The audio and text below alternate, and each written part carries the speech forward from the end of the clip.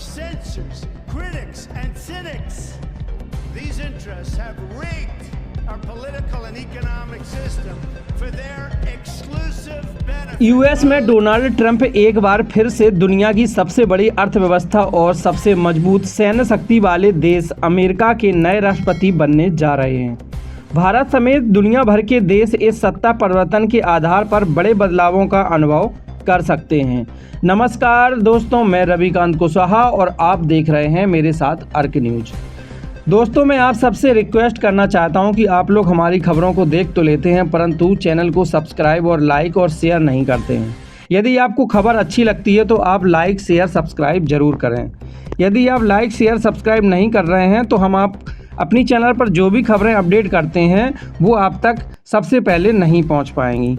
America में राष्ट्रपति चुनाव में रिपब्लिकन पार्टी के उम्मीदवार डोनाल्ड ट्रंप की जीत हो गई है। इस खबर को हम आपको पूरी बताएंगे, उससे पहले आप हमारे चैनल को सब्सक्राइब जरूर कर लें। तथा कमला हैरिस को हार का सामना करना पड़ा है। फॉक्स न्यूज़ ने डोनाल्ड ट्रंप की जीत का दावा किया है कि और बताया है कि उन्होंने बहुमत हासिल कर लिया है। डोनाल्ड ट्रंप के दुनिया की सबसे बड़ी अर्थव्यवस्था और सबसे मजबूत सैन्य शक्ति वाले देश अमेरिका के नए राष्ट्रपति बनने के बाद दूरगामी प्रभाव पड़ सकता है और भारत समेत दुनिया भर के देश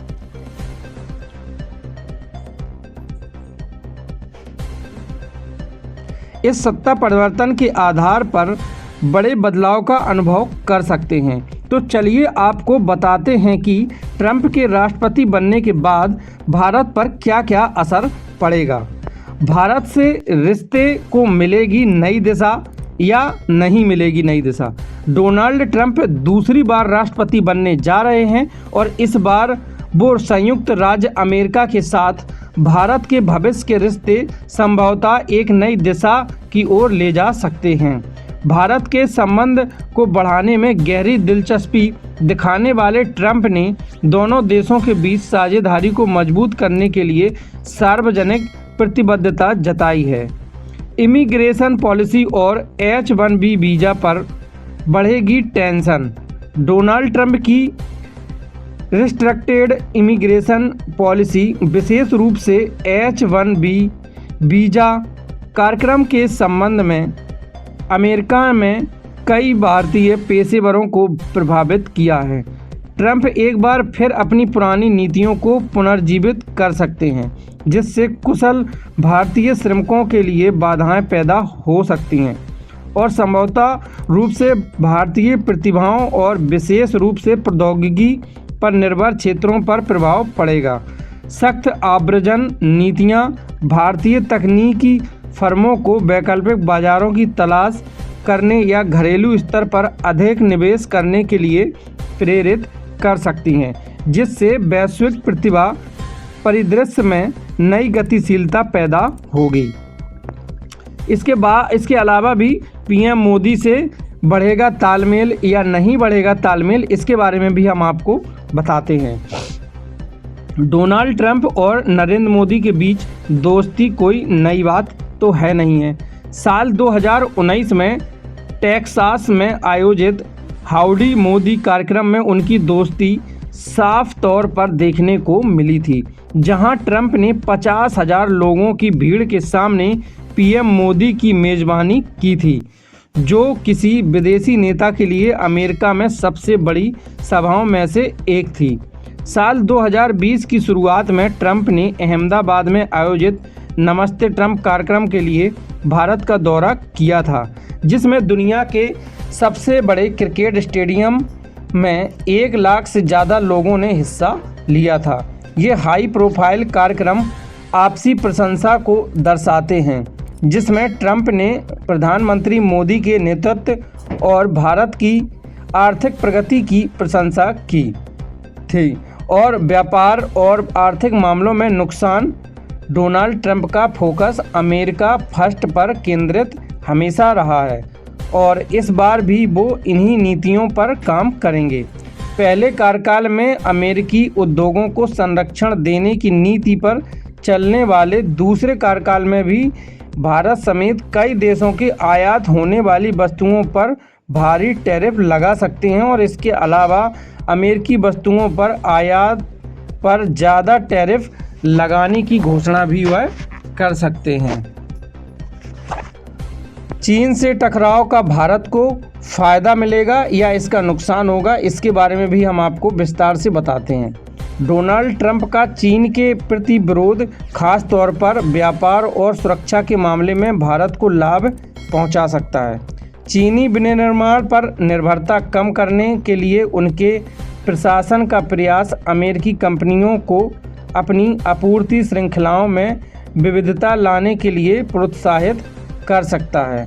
अनुकूल नीतियों के साथ भारत इन कंपनियों को आकर्षित कर सकता है, खुद को एक वैकल्पिक उत्पादन केंद्र के रूप में स्थापित भी कर सकता है। संभावित रूप से आर्थिक विकास को गति दे सकता है। रक्षा सहयोग मजबूत होगा। ट्रंप के पिछले प्रशासन ने इंडो पैसिफिक क्षेत्र में चीन के बढ़ते प्रभाव का मुकाबला करने के लिए क्वाड अमेरिका, भारत, जापान और ऑस्ट्रेलिया के बीच एक सुरक्षा साझेदारी को मजबूत किया था।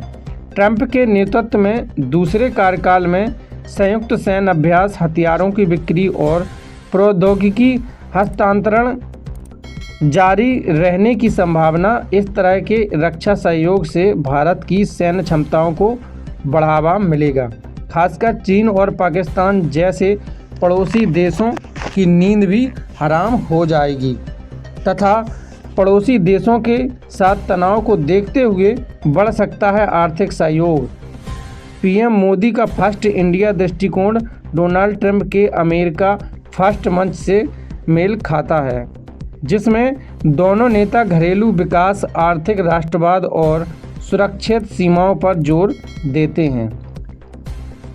उनकी समान विचारधाराओं ने अमेरिका भारत हितों के बीच एकता को बढ़ावा दिया है, जो ट्रंप के चुनाव जीतने पर और भी गहरा हो सकता है।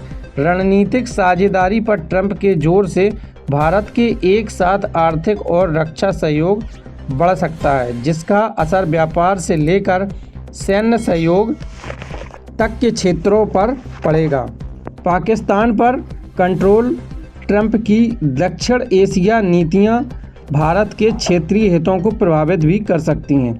हालांकि उन्होंने पाकिस्तान के साथ सहयोग करने की इच्छा दिखाई है, लेकिन ट्रंप ने आतंकवाद विरोधी कार्रवाई में जवाबदेही की भी मांग की है।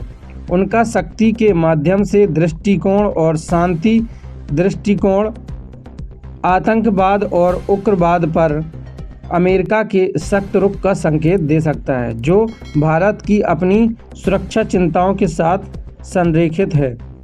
ट्रंप के नेतृत्व वाला अमेरिका पाकिस्तान पर आतंकवादी गतिविधियों को रोकने के लिए अधिक दबाव डाल सकता है, जिससे संभावित रूप से भारत के सुरक्षा उद्देश्यों को लाभ भी हो सकता है। अमेरिका विदेश नीति में संभावित बदलाव।